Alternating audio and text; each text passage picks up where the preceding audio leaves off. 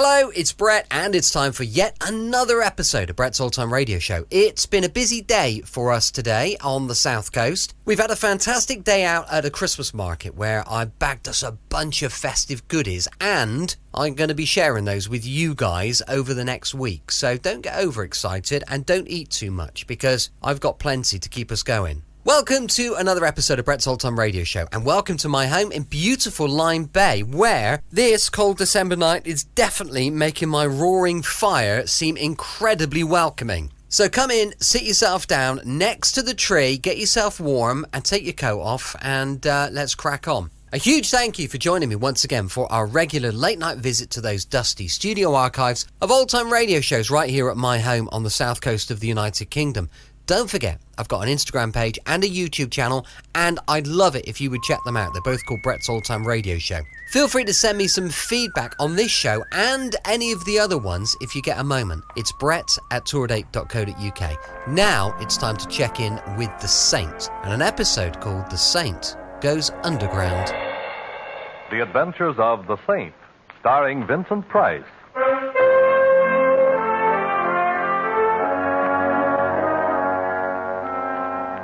The Saint, based on characters created by Leslie Charteris and known to millions from books, magazines, and motion pictures. The Robin Hood of modern crime is now transcribed for radio, starring Hollywood's brilliant and talented actor Vincent Price as The Saint.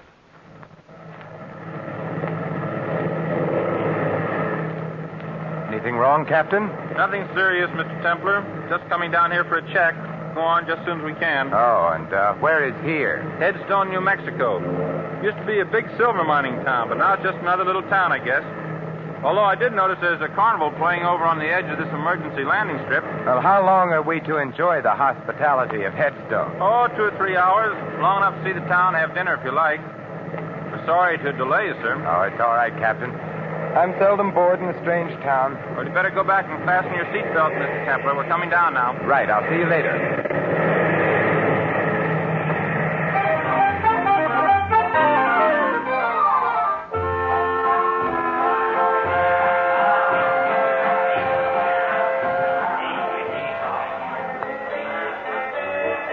Well, good evening, Saint. You know me? Yet I don't seem to recall your face. Harry Kelly, and you don't recall my face because we've never met, but I've seen many pictures of you, and so I recognized you immediately. Well, that's very flattering. Tell me, Mr. Kelly, how can I get into town? You can find a cab on the other side of the carnival. Planning on staying long? Not at all. Should I? On the contrary, I was just going to suggest that I doubt if Headstone would welcome the presence of the saint. Just a friendly remark, you understand. Oh, naturally. And if I may be permitted a friendly question, why are you telling me this? Just an interest in the continued health of my fellow humans. If you have any trouble in town, look me up. Anyone can tell you where to find me. Look, the big show is just about to start. See little Fatima, the girl who shakes and shivers like a bowl full of jelly. Only 1 dime, 10 cents, the 10th part of a dollar. Hurry, hurry, hurry. Step right up Learn here. what the stars hold for you. I read the past, the present, and the future. Learn your fortune, young man. I already know it, Grandmother. I'm destined to meet a tall, dark, and beautiful woman. I'll settle for nothing less. I see strange lines on your face, young man. Huh? I will tell your fortune without charge. Give me your hand. I see danger. Beware of a blonde young woman. She will bring you death. There are worse ways of dying, Grandmother. I see danger, much danger, for one with a halo about his head. Blood and death. Unless he travels, I see... I think I'm beginning to get the idea. You might tell your crystal ball that I'm beginning to be interested. Goodbye, Grandmother, and may the saints bless you.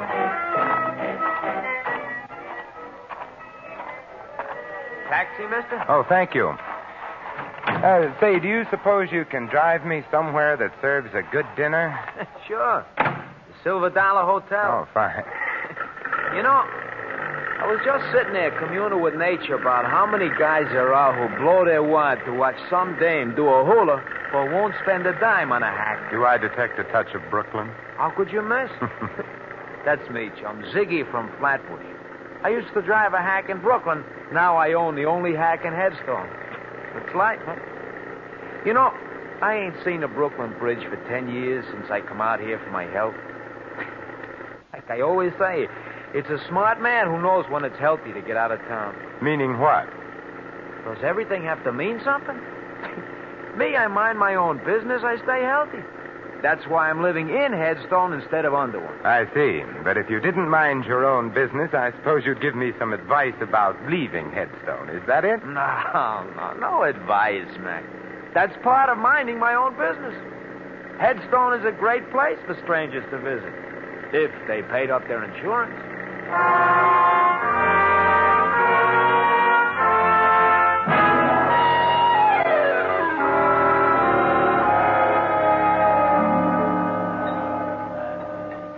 Here you are, waiter. Very nice dinner. My check, please.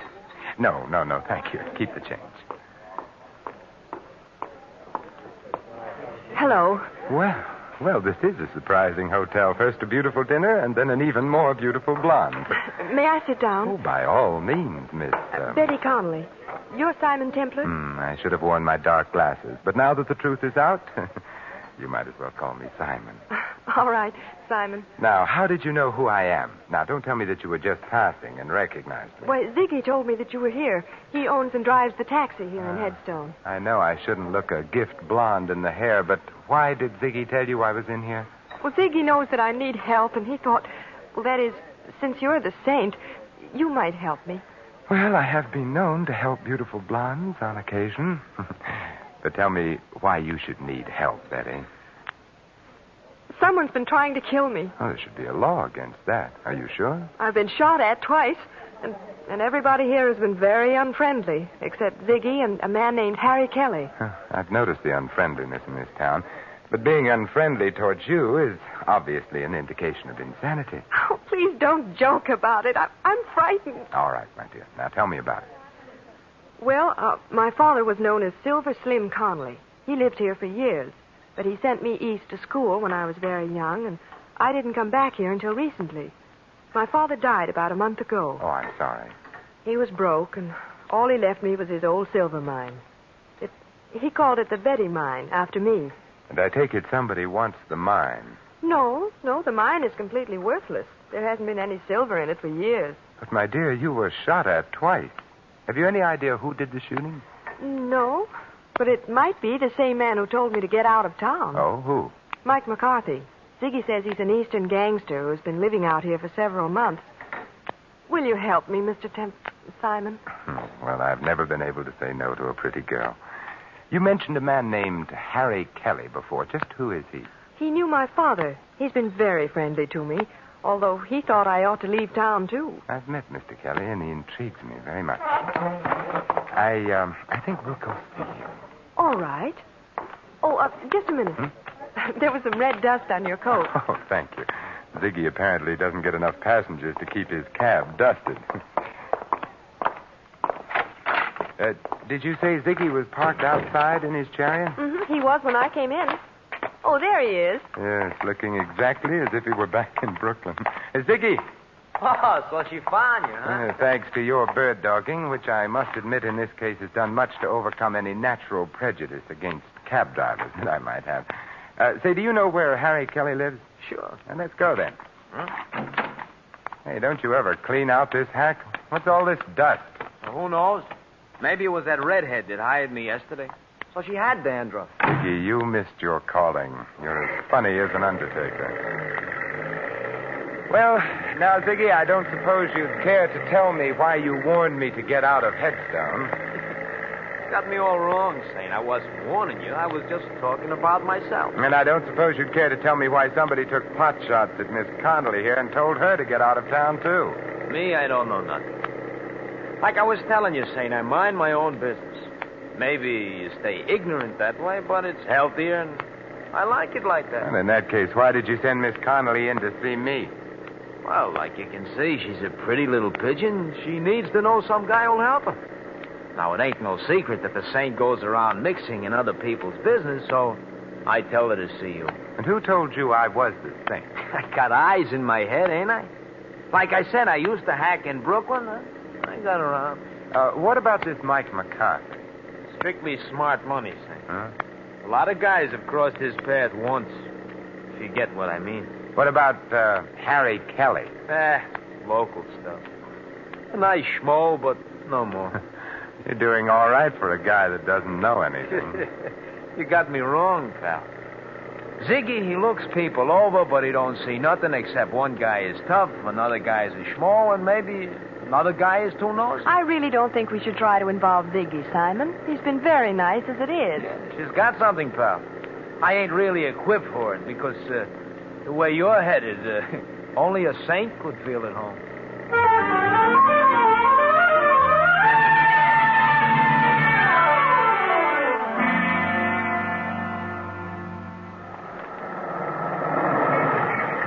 Well, here we are, Saint. Kelly lives on the first floor in the rear. Oh, thanks. Wait for us, Ziggy. We've got a couple of other calls to make after this. Don't worry, I'll wait. If you get in any trouble, just yell. Then I'll drive over and tell the sheriff I heard somebody yell for help. Oh, thanks, pal. Come on, Betty. Well, I hope our friend is in and that he talks. Yeah. Strange. Harry telling you to come and see him if you had any trouble. If he had any connection with me, then why hasn't he said something to me? Well, he sounded to me like a cautious man. Maybe he did know something, but didn't want to say anything unless he felt sure something was going to be done. Well, we'll soon know. Yes, who is it? Simon Templar. Oh, the saint. Just a minute. Those shots were in that room. This is no time for conversation, darling. We're going in. Oh, but... Like this. Kelly. Oh, Simon. Kelly. Kelly, this is Simon Templar. Saint? Yes, Kelly, the saint. Who shot you? The window. He...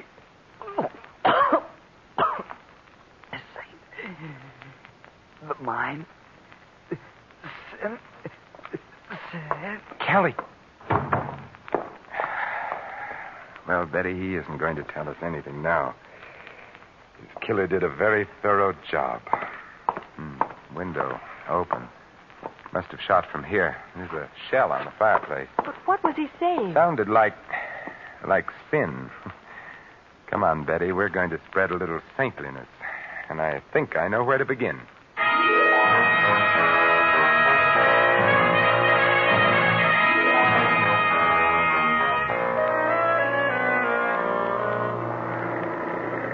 But, Ziggy, didn't you hear anything? Well, I noticed some noise, but like I told you... I know. You mind your own business. Are we going to the sheriff, Simon? No, not yet. Ziggy, who's the assayer in this town? Old man Matthews. The office is closed now, but he lives right ahead there. That big white house. Okay, stop there. But, Simon, I'd don't- like to satisfy a little curiosity about that mine of yours. I'll be right back. You stay in here, Betty.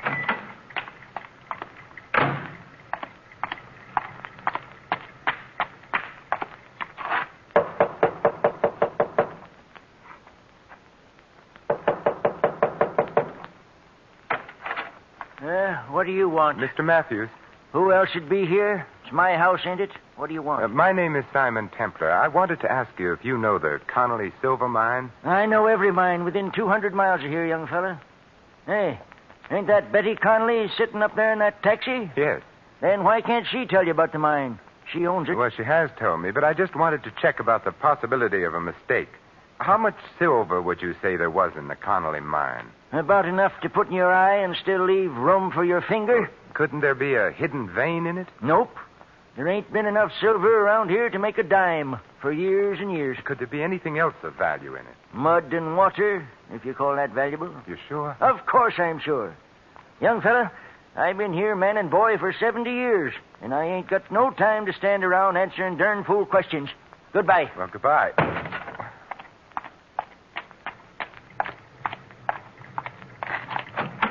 And Betty, you may be right.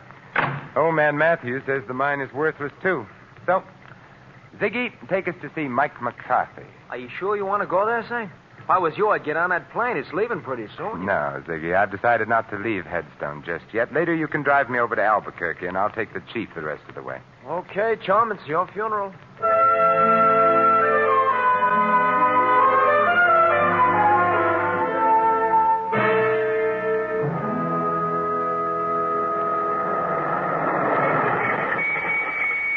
Simon.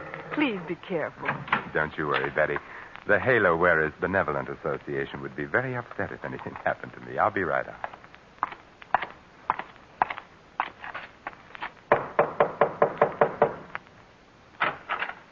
Yeah? I'm looking for Mike McCarthy. Well, you found him. It's my Boy Scout training. It never fails. My name is Simon Templar. The Saint? I've been known by that name. So what? That's a very interesting question. I must try to think of an answer sometime.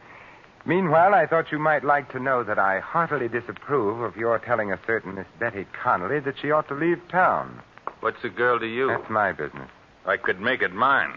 And if I do, your halo's going to slip down and start choking you. I thought bullets were more in your line. Meaning what? Meaning the shots fired at Miss Connolly and a little gunning job only a few minutes ago. I didn't do any gunning. But I'm liable to if you don't beat it. You sound so sure of yourself, Michael. That's because I got more in my hand than an itching palm. That's a very pretty gun, Mike. But I'm very much afraid that nothing will satisfy my curiosity short of knowing why you want to get Miss Connolly out of town. I got answers for nosy guys. 6 of them. Now just stand right there. Stay away from that desk, Saint, or I'll... Don't worry, Mike. I have no interest in the desk at all. But I do have an interest in Miss Connolly. And now, Michael, I'll bid you adieu.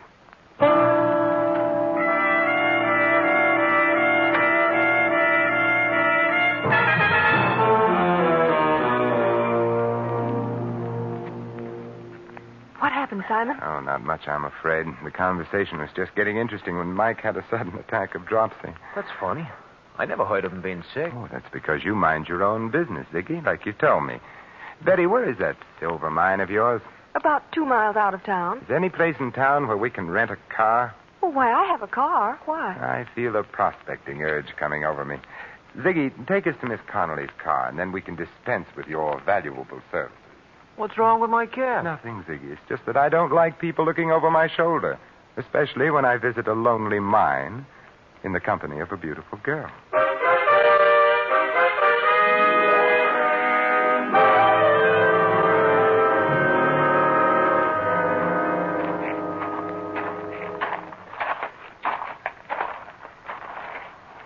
Well, here's the Betty mine, although I don't know why you want to see it. Frankly, I don't know either. But as long as I'm here, I might as well take the 40-cent tour. Certainly, sir. Right this way. This old cable car goes down into the mine. All we have to do is stand on the platform and pull the cable. It works with balanced weight. Clever, these 49ers. How far down? On the 40-cent tour, we give the exact distance. 354 feet, 6 inches. Thank you. And thank you for having electric lights in a mine that hasn't been worked for years. Oh, the mine has its own battery. See? Here's a bulb on the car. Shall we go down? What are we waiting for? Let's go. Maybe the lights will go out. Just hold it like that. I've been waiting for you two. Well, Michael McCarthy, I was wondering if we were going to have your company. And this time, wise guy, don't try anything. Don't tell me, Michael, that you're going prospecting with us. I'm riding down with you, but I'm coming back alone. Start the car down, Saint, but don't try no tricks. You have a suspicious mind, Mike. Well, here we go. Call out your floors, please. Mezzanine, ladies' underwear, galoshes, and accessories. You'll be singing a different tune pretty soon, Saint. You both had your chance to leave town your way. Now you're going to leave my way. Oh, Simon, I'm sorry. Oh, don't be, Betty. This is my first ride on an open cable car. And it'll be your last. I wouldn't be too sure. Unless that cable breaks before we get to the bottom. What are you talking about? Sucker! It's a little crowded here for a 1-2, so I guess a 1.5 will have to do.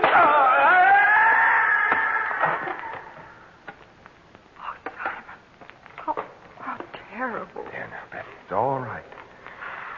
Oh, but Simon, it could have been you. He almost knocked you off the platform, too. It was the padded shoulders in my coat. I felt them hit the side. Oh, look at your shoulders. They're covered with dirt from the sides of the shaft. Yeah. Huh. It's red dirt. Wait a minute. Well, we can go back up, Betty.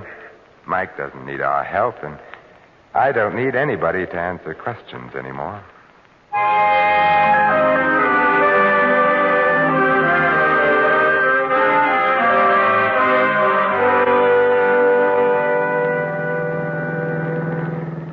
Simon, I'll never understand you. Why did you look at the dirt on your coat and say you didn't need any more questions? Because that dirt was red sulfide, Betty. And it explains why Mike was so anxious to run you out of town. Well, I don't see how. Red sulfide is used in paint, but that doesn't make it valuable. Red sulfide is also cinnabar ore, from which we get mercury, and that is pretty valuable. Evidently, your mine is rich in cinnabar, so it's worth a lot of money, Betty. Oh, then that was what Kelly was trying to tell us when he said sin. Yes, he was trying to say cinnabar. How can I ever thank you, Simon? Well, I have a couple of ideas on the subject. Oh, but now people would say I was chasing you for your money. So I guess you can just see me off on the train. We'll stop in town and have Ziggy drive us to Albuquerque. Oh, but I'll drive you. No, I insist on taking a cab. I don't want you coming back alone. I may want to change my mind about fortune hunting.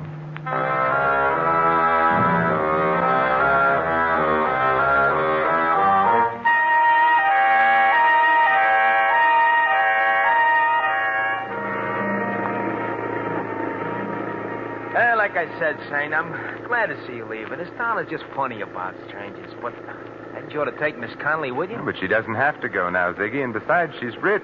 She's what? Yes, Ziggy, we found out that Dad's mine is valuable after all. You mean you found silver in it? No, mercury.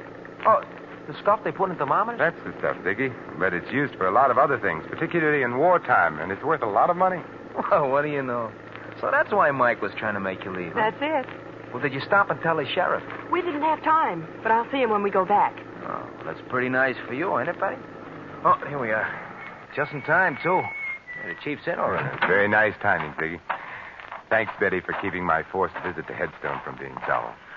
Oh, Simon, well, why don't you stay in Headstone? I won't know how to run the mine or what to do with the money or anything. You'll learn, Betty. You know what to do when you get back to town? Yes, but will the sheriff believe me? I mean, about Mike McCarthy killing Harry Kelly. I don't think he will, since Mike didn't kill Kelly. But Kelly was shot with an automatic. It ejected a shell on the fireplace, remember?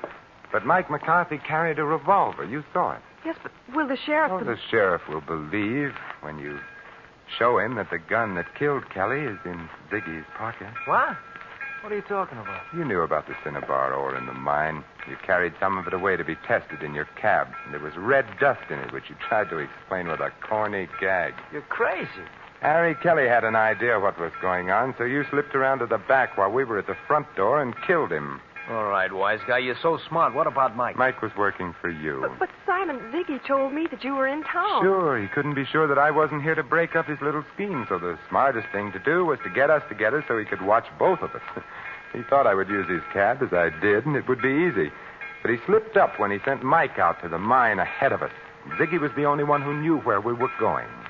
Okay, pal, you asked for it. This time, sweetheart. Like you said, pal, you should have followed your own advice about minding your own business. Well, he's all yours, Betty. The gun that killed Kelly is now on the seat beside him. All you have to do is turn the body and the gun over to the sheriff, and from there on in, he'll mind Ziggy's business for him. But, Simon... Don't worry, Betty. I'll stop back someday to make sure that Venus is in conjunction with Mercury.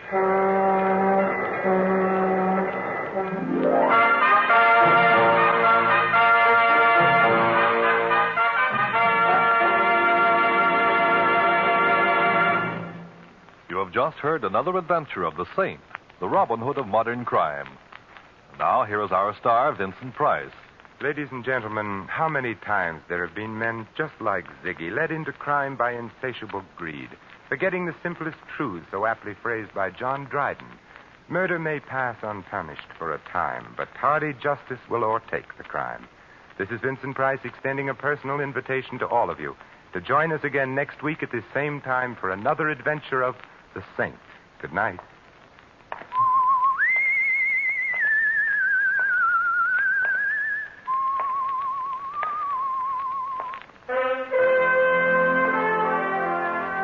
Tonight's script of The Saint was written by Michael Cramoy. Our cast included Harry Bartell, Barney Phillips, Colleen Collins, Fred Howard, and Tony Barrett. The music was composed and conducted by Harry Zimmerman. The Saint is a James L. Safier Agency production and was transcribed and directed by Thomas A. McAvity. Don't forget that the Saint comic books are on sale at all newsstands. Your announcer, Merrill Ross. This is the Mutual Broadcasting System.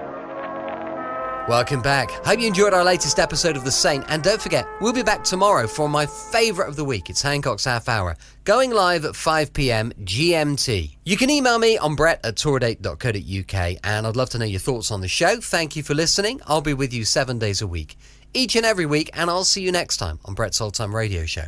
Love you. Bye.